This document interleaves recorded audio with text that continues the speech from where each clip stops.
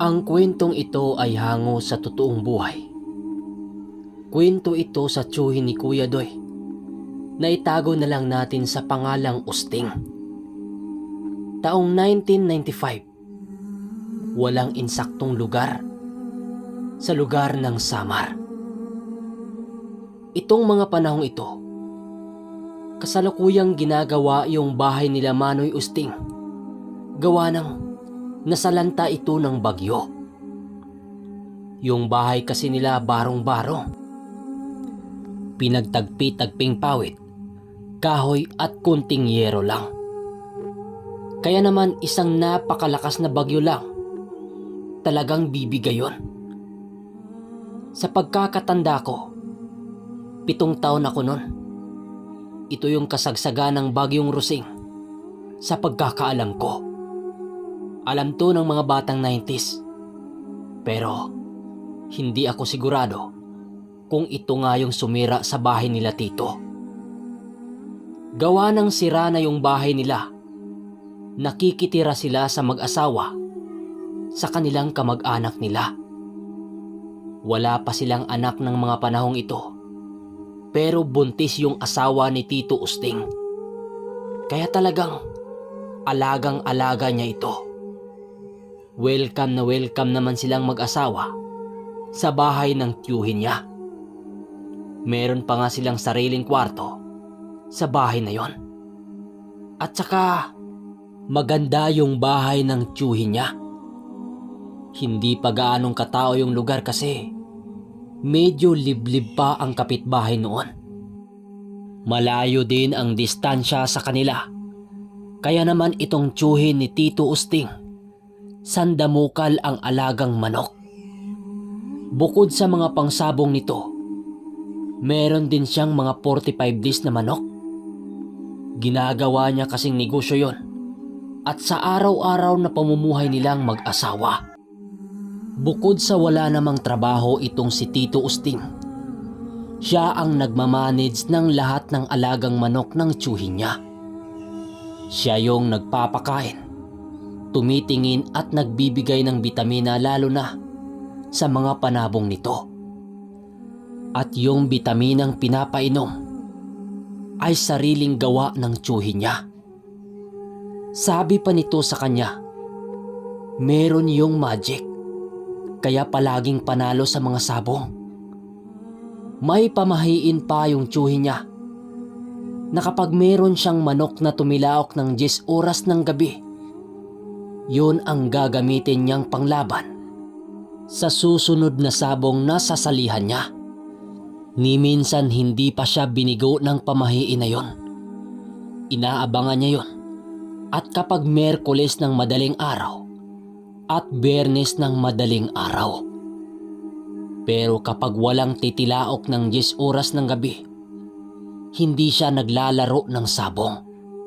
Ang sabi pa ng asawa ng tiyuhin ni Tito Usting, meron kasing kaibigang engkanto ito na nagtuturo sa kanya ng mga gawain niya sa sugal, lalo na sa sabong. Pero alam niyo ba ang kapalit? Hanggat hindi bumibitaw itong tiyuhin ni Tito Usting sa engkanto na yon, hinding-hindi sila magkakaroon ng anak. At dapat alam din ng asawa niya yung napagsunduan nila. Dahil kapag siya lang yung nakakaalam, hindi gagana yung pampaswerte niya sa sabong o maski sa iba pang mga sugal. Kahit masakit ito para sa asawa niya, tinitiis na lang niya yon kasi doon niya nakikitang masaya yung tiyuhin ni Tito Usting. Kaya todo na lang yung pagtitiis niya. True love kasi, di ba? Kahit alam nilang mag-asawa yon, hindi sila nakikialam. Ang importante, meron silang bahay na tinutuluyan at nabibigay naman ng kamag-anak nila yung pangangailangan ng asawa ni Tito Usting. Makalipas ang 3 buwan, tuluyan ng lumaki yung tiyan ng asawa ni Tito Usting. Tuwang-tuwa naman si Tito Usting kasi nga ilang buwan na lang Masisilayan na niya ang panganay niyang anak. At saka, yung bahay na pinapagawa nila, kunting-kunti na lang matatapos na. At yari ito sa semento. Lahat-lahat ng yun galing sa tulong ng tiyuhin nitong si Usting. Hanggang sa sumapit ang isang gabing hinding-hindi nila malilimutan ng mag-asawa. Lahat sila sa bahay, kasalukuyang kumakain ng hapunan. 4 sila sa isang mesa, bukas ang pintuan at para presko ang hangin habang kumakain silang nagkukwentuhan. Nang biglang, panay ang himas ng asawa ni Tito Usting sa kanyang tiyan. Nung una, himas lang. Pero sa pagtagal ng pagtagal, pakati ito ng pakati. Tapos humihilab. Hindi na kinaya ng asawa ni Tito Usting yung sakit. Halos pumipilipit siya sa kinaupuan niya nang may narinig silang garalgal na nanggagaling sa labas ng pintuan. Pagtingin ni Tito Usting doon, nakakita siya ng isang malaking itim na aso. Ayon kay Tito Usting, hindi normal ang laki nun. At para itong 3 asong askal na pinagpatong-patong ang laki. Tapos yung mga ngipin nakalabas lahat habang gigil na nakatitig sa asawa niya. Bilang may alam yung tiyuhin niya sa mga ganong nilalang, sumigaw ito ng, "Put! Kilala kita!" Sabay pinagbabato niya ito ng kutsara, tinidor, baso, pati nga yung ulam binato, basta lahat sa gamit ng mesa. Pero hindi yun natinag. Maya-maya pa, dahan-dahan itong naglalakad papalayo sa tapat ng pintuan nila. At yung sakit ng nararamdaman ng asawa ni Tito Usting, nawala. Ang sabi ng tiyuhin niya, aswang yon at baka mga taga-kabilang baryo. Masyado na kasing malaki yung tiyan ng asawa ni Tito Usting. Kaya sobrang bango nun ng amoy para sa mga aswang. Dapat bukas na bukas, dalhin kaagad sa manggagamot yung asawa ni Tito Usting. Mahirap na. Baka meron yung tinatanim sa loob ng tiyan niya. Ang unang ginawa ng tiyuhin niya, nagsaboy siya ng asin sa paligid ng bahay nila. Tapos yung pintuan sa tapat ng bahay, sinarado niya at nilagyan niya ng asin yung lapag. Ang bilin pa nito, wag na wag niyang buksan yon para hindi matulak yung asin na nasa ilalim. Maski yung bintana sa kwarto nila, huwag na ring buksan kasi may mga nakalagay na kasi yun doon ng mga asin. Matapos magpaliwanag niyang tiyuhin niya, dumaan ito sa pintuan na nasa likod ng bahay nila. Bakit sa likod? Dahil ayon sa paniniwala nito ng kanyang tiyuhin, hinding-hindi dadaan ang aswang sa likod ng bahay kahit iwan pa itong nakabukas. At inimbita ang isang aswang na pumasok sa loob ng bahay ninyo, hinding-hindi yan papasok o lalabas. Gawa ng pakiramdam ng mga aswang, para silang nagtraidor sa sarili at lahi nila. Kapag ginawa nila yon sa isang bahay, ito naman kasabihan lang. Hindi ko alam kung merong nagpapatunay niyan. Unang beses ko lang ding naririnig yan Kaya para sa mga kapatid nating waray, comment nyo sa baba kung totoo ba ang kasabihan na yan. Balik tayo sa kwento. Nung nagpahinga na sila sa kanilang mga kwarto, alertong-alerto itong si Tito Usting. Ang sabi niya sa asawa niya, siya na lang ang matulog. Magbantay siya sa buong gabi. Mga bandang 11:00 pa lang, medyo tinatamaan na ng antok itong si Tito Usting. Nung hindi na niya kinaya, tuluyan na siyang nakatulog. Maya-maya pa, naalimpungatan siya kasi may kumakatok sa pintuan ng bahay nila. Bilang malapit yung kwarto nila doon, ay rinig na rinig nila. Sa isip-isip nitong si Tito Usting, sino yun? 10 oras ng gabi kumakatok pa. Tapos hindi lang basta-basta katok yung ginagawa. Talagang malakas na parang padabog. Hindi na nabilang ni Tito Usting kung ilang beses yun kumakatok. Basta ang alam niya, doon siya nagising at medyo nainis-inis pa siya kasi nabitin siya sa katulog eh. Lahat ng bili ng tiyuhin niya sa kanya nawala. Kasi nga, nakaidlip siya, di ba? Bumangon si Tito Usting papunta sa pintuan.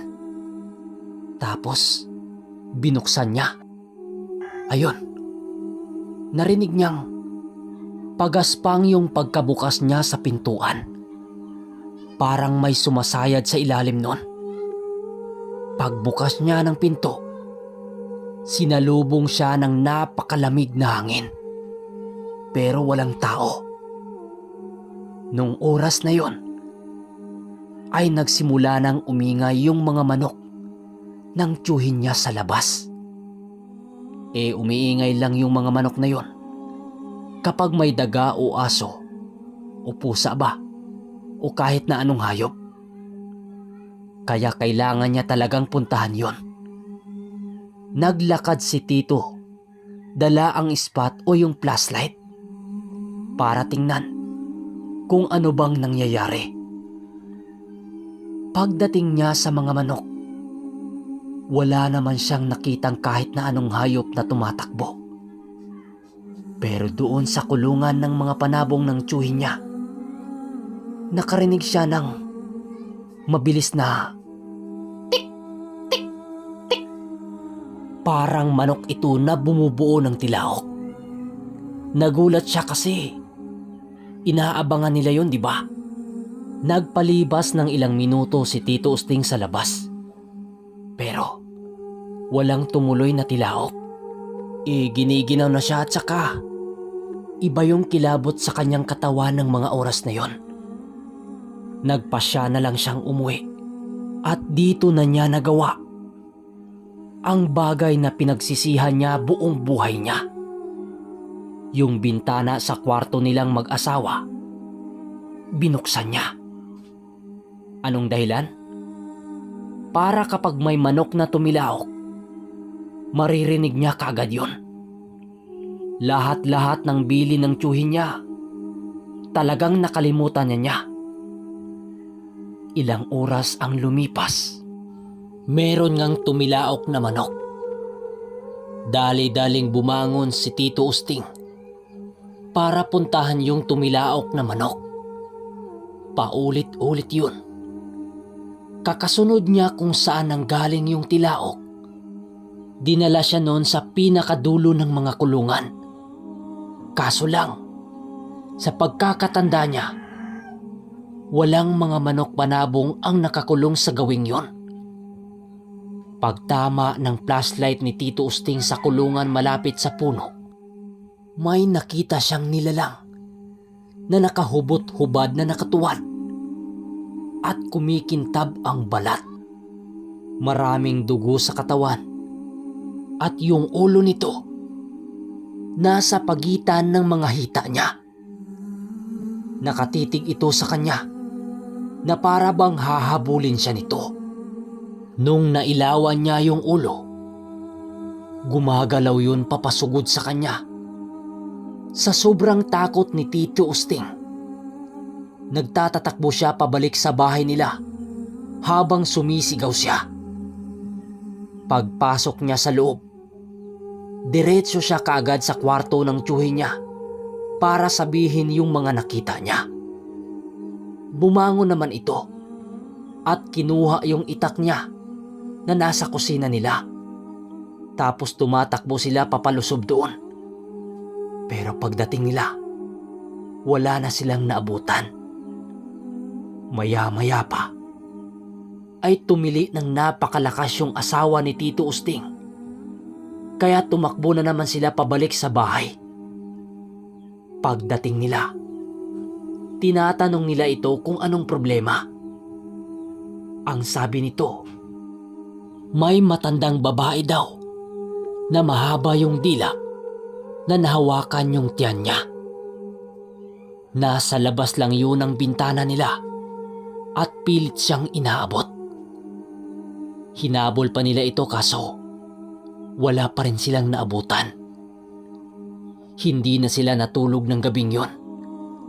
Ang sabi ng tiyuhi niya, dalhin na lang kaagad sa manggagamot yung asawa ni Tito Usting. Kaya kinaumagahan ay pumunta kaagad sila sa kilala nitong manggagamot. Ang kaso lang, hindi pwedeng pumasok sa loob yung tiyuhi niya. Nung hinilot ng manggagamot yung asawa ni Tito Usting, aray ito ng aray. Bukod sa mainit yung kamay ng manggagamot, para siyang tinutusok-tusok ng karayom. Hanggang sa nagsalita yung manggagamot, nawala na sa sinapupunan niya yung dinadala niyang sanggol. Bumagsak yung mundo nilang mag-asawa sa narinig nila. Ayaw nilang tanggapin. Tsaka hindi sila naniniwala. Maya-maya pa, unti-unti nang umimpis yung tiyan ng asawa ni Tito Usting at naglalabas ito ng napakaraming tubig. Yung tubig na inilabas ng asawa ni Tito Usting, sobrang baho at sobrang langsa. Hindi nila alam kung bakit ganun yon. Isinugod pa nila ito sa ospital pero wala na talaga. Tuluyan ang nakunan yung asawa ni Tito Usting. Wala naman silang pwedeng sisihin sa nangyari. Ilang buwan ang lumipas. Bumalik na silang mag-asawa sa dati nilang bahay. Baon-baon pa rin nila yung hinanakit. At saka hindi talaga nila matanggap. Hanggang sa panahon na lang ang naghilom sa sakit na nararamdaman nila. Ilang taon din ang lumipas. Muling nagbuntis yung asawa ni Tito Usting. Pero sa pagkakataong ito, naging triple na ang pag-iingat niya rito. Isa-isa niyang pinatay ni Tito Usting yung mga alaga niyang panabong. Dahil sa tuwing naririnig nila ang tilaok ng manok, naalala nila ang mga nangyari na ilang taon na ang lumipas. At nangyari ang bagay na hindi nila malilimutan dahil sa pamahiin. Okay, parang first time ko lang narinig yung sinabi ng tiyuhin niya na hindi pwedeng pumasok yung aswang sa likod ng bahay, yung mga ganong nilalang. Kayo, ano ang masasabi niyo sa kwentong ito? I-comment niyo sa baba kung ano ang nalalaman niyo sa mga ganong nilalang. Yun lang. Maraming salamat.